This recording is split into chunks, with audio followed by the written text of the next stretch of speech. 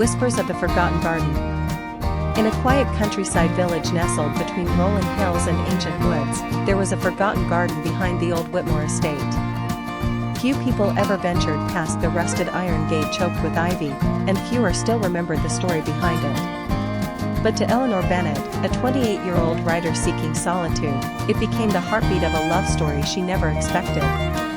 Eleanor had rented the Whitmore cottage for the summer, hoping the isolation would help her finish her second novel. She was a quiet soul, often lost in books or in her own thoughts. One morning, while exploring the grounds, she stumbled upon the overgrown path that led to the hidden garden.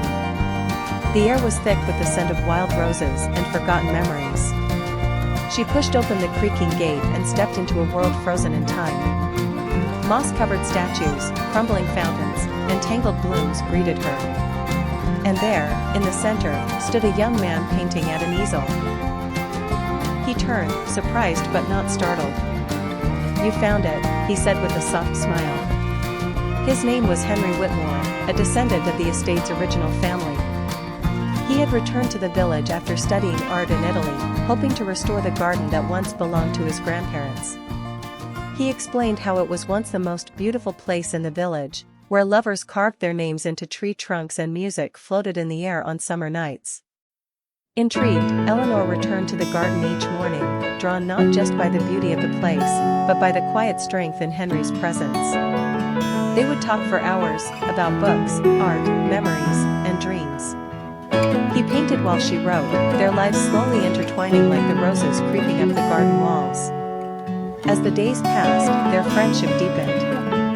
Henry showed Eleanor an old journal he had found in the attic, filled with love letters between his grandfather and a woman who wasn't his grandmother.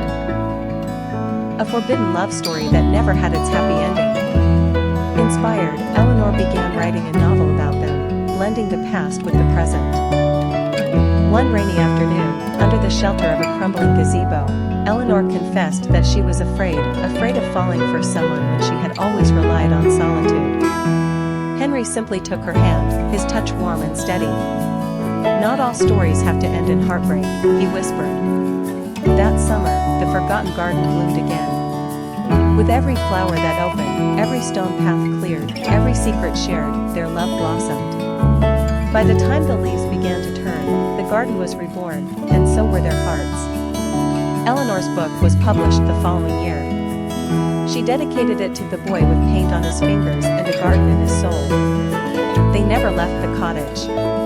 Each spring, new roses grew in the garden. Each year, new memories were written between the pages of their lives. And the gate was never locked again. When the stars remembered us. In the sleepy coastal town of Astoria, where the sea sang lullabies to the wind and the lighthouse blinked like a distant guardian, two hearts found their way back to one another after years apart. Amelia Hart, a successful architect from New York, returned to Astoria after nearly a decade away. Her mother had passed away, leaving her the family's old bookshop, the Starry Shelf, a place of warm wooden shelves and old memories. She hadn't set foot in it since she left for college, chasing dreams far from the waves and sand. The day she arrived, rain misted the town like a quiet secret, and nostalgia pressed heavily against her chest. Nothing had changed, especially not him. Leo Whitaker. Once her best friend, her first love, and the boy she had left behind without saying goodbye. Leo had stayed in Astoria, becoming a marine biologist and spending his days studying tides and sea turtles. He lived simply, spoke gently, and still wore that faded denim jacket she used to steal during bonfires on the beach. They met again in the bookshop, unexpectedly. Amelia was dusting off a shelf when the door creaked open and in walked Leo, dripping from the rain. Their eyes met. For a heartbeat, neither moved. The years between them collapsed in a single glance, filled with unspoken words and buried feelings. "You're back," he said softly. "I guess I am," she replied, her voice barely a whisper. The following days unfolded like a second chance written in slow motion. Leo helped her fix up the shop, and with each creaky floorboard and freshly painted wall, old memories returned, of stolen kisses behind the stacks, of midnight talks on the lighthouse steps, of promises that once felt too big for them to keep. Amelia had changed. So had Leo. But some things, like the way her laugh filled the air or the quiet strength in his eyes, remained. One night, beneath a sky full of stars, they returned to the lighthouse. The same place he had once told her he loved her, just before she left. "I waited for you," Leo confessed, his voice trembling. "For a long time, I thought maybe the stars would bring me back." Amelia looked up at the sky, then at him. "I was afraid," she admitted. "Of staying. Of choosing something real before I was ready. But I never stopped loving you." In that moment, surrounded by the scent of the sea and the echo of waves, they kissed like no time had passed. Amelia stayed in Astoria. She redesigned the bookshop into a cozy cafe and reading lounge. Leo proposed to her the following winter, on the lighthouse steps, beneath the first snowfall. And every night, the stars above remembered the two hearts that once lost each other, only to find their way back, where they belonged. The lanterns of Kyoto. In the heart of Kyoto, beneath a canopy of cherry blossoms that bloomed like soft whispers each spring, lived a girl named Aiko. She was quiet, observant, and had a soul filled with stories she never told. Every evening, she helped her grandmother light paper lanterns outside their small tea house, watching them sway gently in the evening wind like dreams waiting to take flight.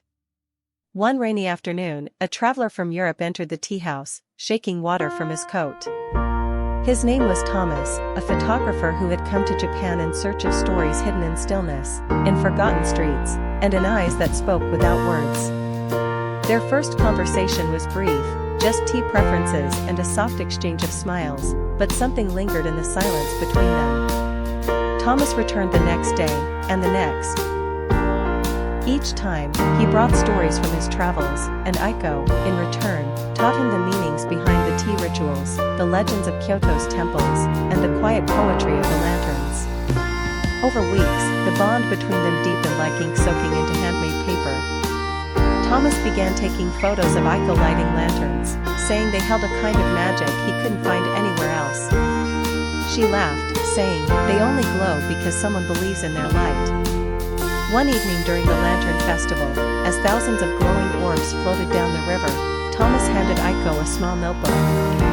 Inside were photographs of lanterns, the tea house, the cherry blossoms, and her.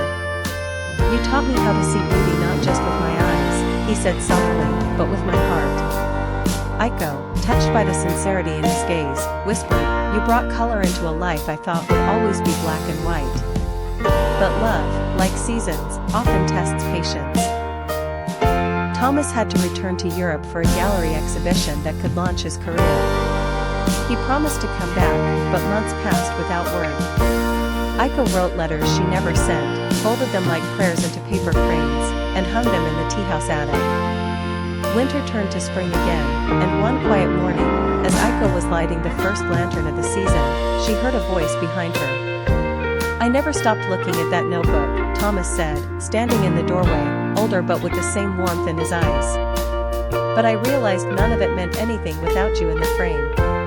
Tears welled in Aiko's eyes as she stepped toward him.